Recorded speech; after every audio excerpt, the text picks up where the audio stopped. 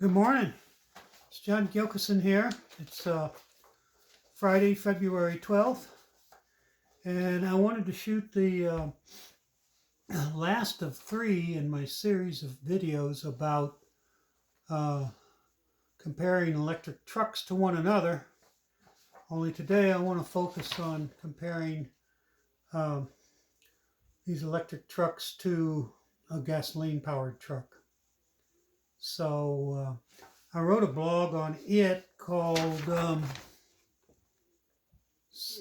Cybertruck versus Ford 150 XLT EcoBoost 4x4 gas truck. Now it just so happens that I own one, and after I bought the truck in 2014, the first 3,000 miles I drove it, I didn't have a bed cover or anything on it. And of course I kept extensive gas records even at that time. And so I had about 3,000 miles of records on what the truck drove like stock. And today when I drive it, I have a 3-fold bed cover on it. So it does a bit better. But let's see what we got here. The truck stock, this page right here.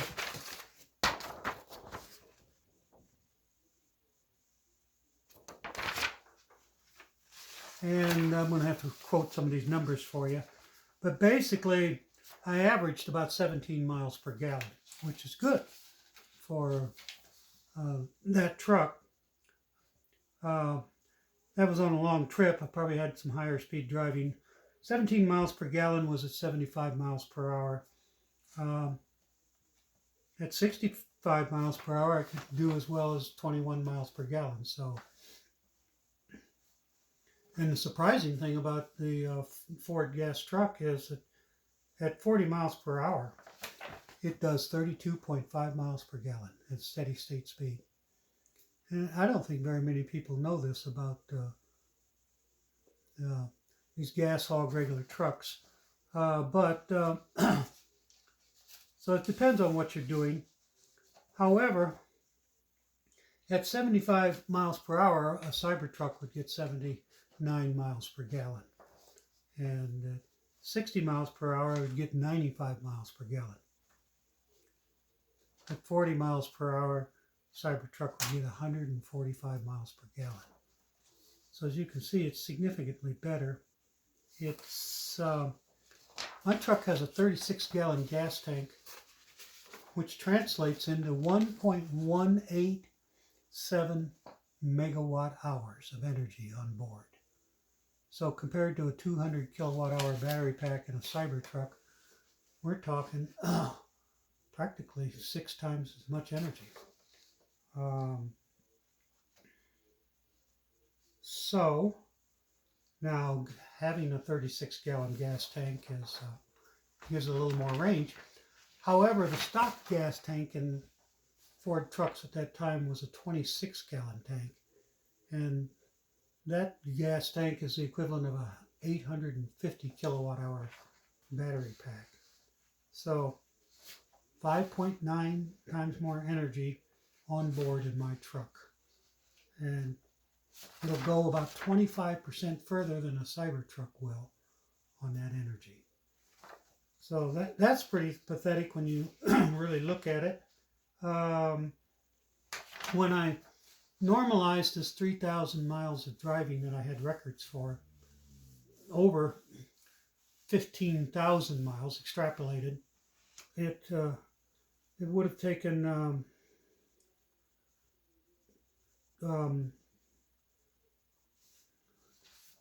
2,199. You might as well just say $2,200. At $2.50 a gallon for 15,000 miles a year, my truck would cost $2,200 a year in fuel alone. So that's not good. That's an expense that I think anyone who's a pickup truck owner would like to see lessened. Cybertruck over 15,000 miles at 79 miles per gallon would yield 190 gallons of equivalent fuel. And this translates into 6,223 kilowatt hours, which is 12 cents a kilowatt hour. It's $746. So $746 versus $2,200 a year for fuel. So, and to make it even better, I have a 5.1 kilowatt solar array, which can generate power and charge an electric vehicle right on site. And there's no transmission losses, there's no fossil fuels involved, and so forth. So,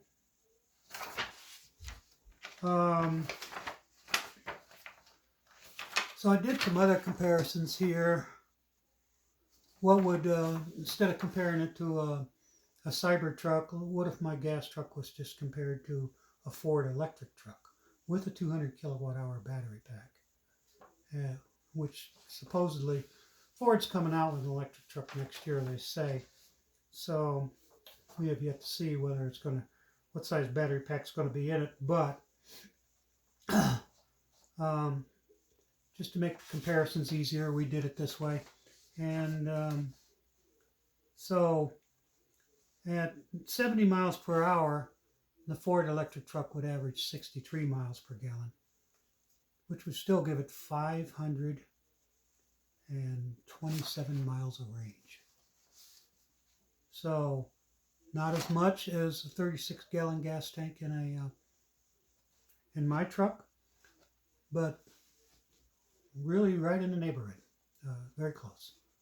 So, and it would cost me a little bit more on fuel. For an electric Ford truck, it would run about $936 a year, which is still way under, it's a bit under 50%. So there you have it. Energy use is way down, and the truck performs,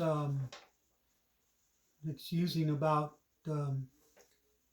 it's storing over 5 or 6 times the amount of energy on board, and yet it only goes 25% further on that amount of energy.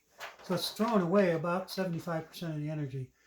It's I think my calculations showed it was, the efficiency of the gas motor was 24% efficiency on converting the energy into motion. So, whereas a Cybertruck or a Ford truck would be around 90%. And that includes charging losses. So, we're just back to this basic fact right here. There's the 3 graphs. And the smallest one, the one that's the shortest, the least tall, is 0.30 drag coefficient, which represents the Cybertruck. The middle one is 0.35, which is probably what we'd be talking about even on a Ford pickup truck that's electrified. You can ignore the one on your far right, the tallest one. That's the 0.40 drag coefficient, which, as I've pointed out before, once you electrify a Ford pickup truck, it would reduce the drag. So what I wanted to get into is just what a Rube Goldberg power plant, an internal combustion engine is. It has over a couple thousand moving parts, and it's a heat engine.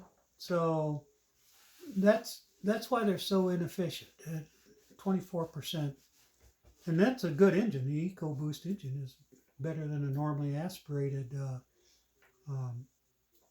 V8 in a Ford. I'll give you an example of this. My brother is, I have an older brother, and he's modifying a 60s pickup truck. And he had a V8 to stick in it. And he was telling me over the phone, he says I have a 327 Corvette. It's an engine out of a Corvette, he said. It's a 327. And for that pickup truck. It produces a lot of power. And I said, well, how many horsepower does it produce? And he said 320. And I said, so you have a 327 cubic inch engine, produces 320 horsepower. And my Ford EcoBoost is a 218 cubic inch engine, and it produces 365 horsepower and 420 foot-pounds of torque. So he'd be way ahead with that EcoBoost in there. He just doesn't know it. That's engineering, and he's an old traditional V8 fella. So what we're talking about here is something called brake-specific fuel consumption, and in pounds of fuel per horsepower hour. And a traditional internal combustion engine runs somewhere around 0.45 pounds of fuel per horsepower hour.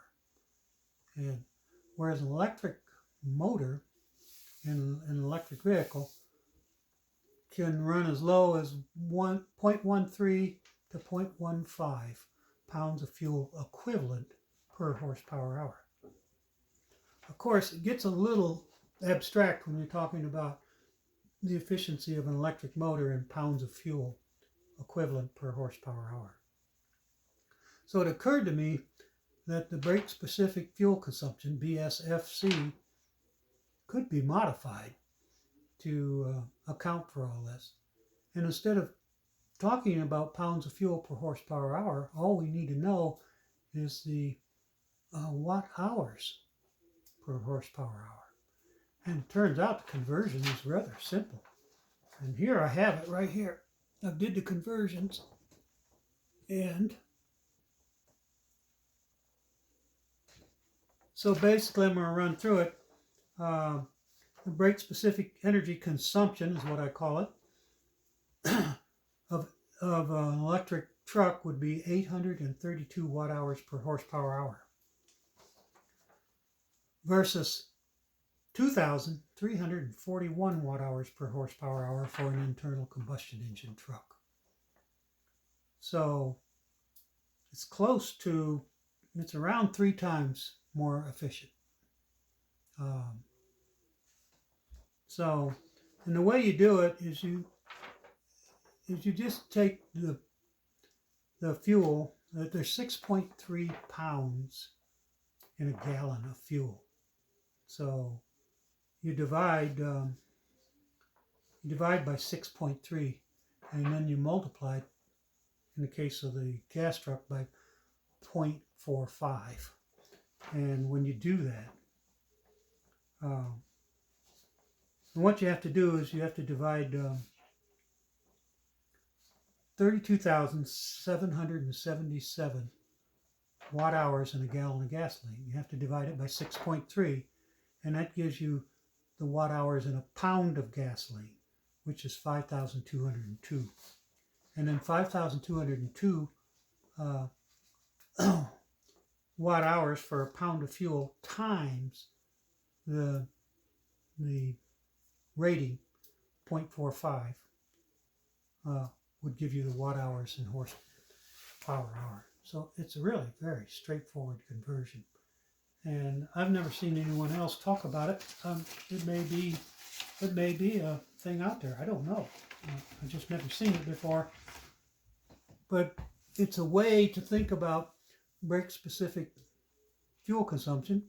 Excuse me, correct that. Brake-specific energy consumption of electric vehicles and gasoline-powered vehicles, because it's easy to convert. And stop looking at the performance of vehicles through the lenses of liquid fuels and just look at it through electrical consumption. So I'm going to leave it there. Electric trucks are going to run rings around gasoline-powered trucks. And I own one, but that was 2014 when I bought it. And I didn't have any options, and we still don't quite have the options just yet. But next year at this time we're going to start. Right now I think the Rivian's out, and you can order one, but you probably wouldn't be able to take delivery until about June. So there you are. Hope you enjoyed this, and we'll see you all down the road, everyone. Take care. Bye-bye.